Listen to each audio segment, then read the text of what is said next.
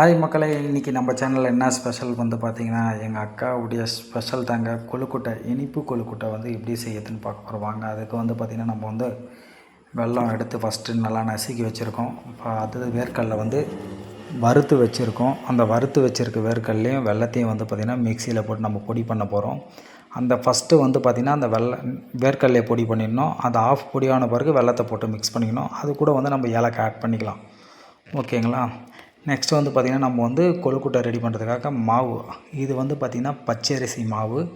அரிசி வந்து ஒரு 1 ஹவர் ஊற வச்சு, அதுக்கப்புறமா ஈர அரிசியாக தண்ணிலாம் ட்ரை பண்ணி அதுக்கப்புறம் மிஷினில் கொடுத்து அரைச்சி கொண்டு வந்ததுங்க.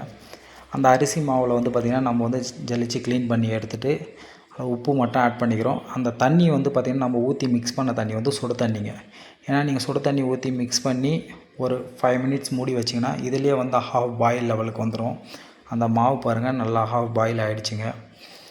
அந்த அளவு வந்துச்சுன்னா நம்ம வந்து நெக்ஸ்ட்டு ஒரு 5 to 10 மினிட்ஸ் வந்து கொழுக்கட்டை ரெடி பண்ணிடலாம். இப்போ வந்து பார்த்திங்கன்னா அந்த மாவு ரெடியாக இருக்குது.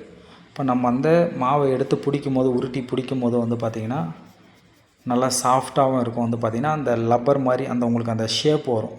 அதுக்காக தான் வந்து பார்த்திங்கன்னா இது வந்து நம்ம சுடு தண்ணி வந்து யூஸ் பண்ணுறோம். ஒரு லெவலாக யூஸ் பண்ணிக்கலாம்.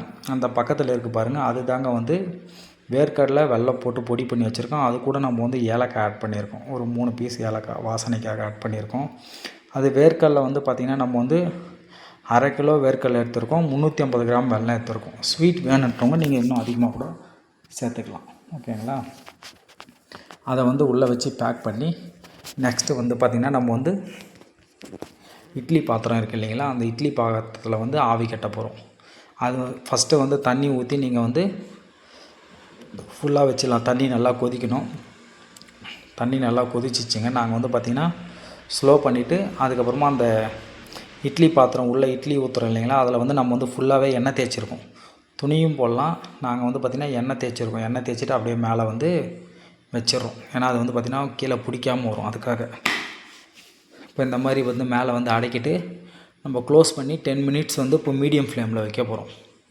10 மினிட்ஸ் வச்சோம்னா போதுங்க, ரெடி ஆகிடும்.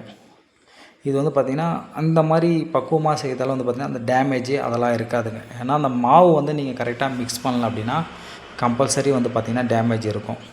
அந்த தண்ணி மட்டும் ஒரு லெவலாக வச்சு நீங்கள் மிக்ஸ் பண்ணிங்க. ஏன்னா நீங்கள் வந்து மிக்ஸ் பண்ண தான் தண்ணி தெரியும். நீங்கள் சுடு தண்ணின்றதால ஒரு கரண்டியோ இல்லை வேறு எதனா வச்சு ஸ்பூன் வச்சோ நீங்கள் மிக்ஸ் பண்ணிக்கலாம். ஓகேங்களா? இப்போ நம்ம வந்து க்ளோஸ் பண்ணிடலாம். க்ளோஸ் பண்ணி மீடியம் ஃப்ளேமில் வச்சிடுறோம். ஒரு 10 மினிட்ஸ் கழிச்சு ஓப்பன் பண்ணுறேங்க. பாருங்கள், கொழுக்கட்டை ரெடி ஆகிடுச்சு. நீங்கள் அந்த மாவு எடுத்து உருட்டி பார்த்தீங்கன்னா இந்த மாதிரி வரும். இந்த மாதிரி வந்தால் ரெடி ஆகிடுச்சுங்க. ஓகேங்களா? இப்போ நம்ம வெளியே எடுத்து காமிக்கிறோம் பாருங்கள். இங்கே பாருங்கள், தண்ணி நல்லா கொதிக்குது.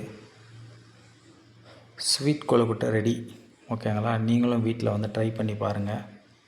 ட்ரை பண்ணி பார்த்துட்டு எப்படி இருக்குது சொல்லிட்டு கமெண்ட் பண்ணுங்கள். சப்ஸ்கிரைப் பண்ணுங்கள். சேனல் லைக் பண்ணுங்கள். தேங்க்யூ.